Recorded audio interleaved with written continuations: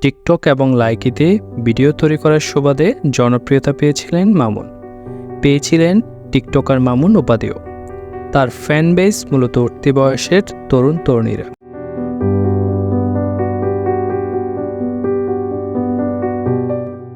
লায়লা নামক এক মধ্যবয়স্ক নারীর সাথে প্রেমের সুবাদে সবসময় আলোচনায় থাকতেন মামুন।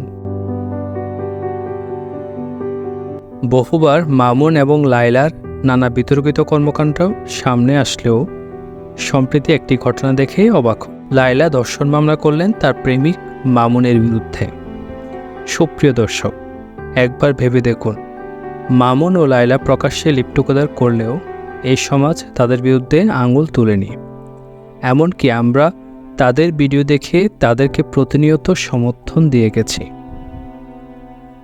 আপনাদের প্রতি অনুরোধ থাকবে, যারা এই ধরনের অশ্লীল কন্টেন্ট তৈরি করে এবং অশ্লীলতাকে সোশ্যাল মিডিয়ায় প্রমোট করে, তাদের ভিডিও দেখা দেখেই বিরত থাকবেন। না হয় পরবর্তী প্রজন্ম এইসব অশ্লীলতাকে স্বাভাবিকভাবে গ্রহণ করবে। ভিডিওটি দেখার জন্য সবাইকে ধন্যবাদ।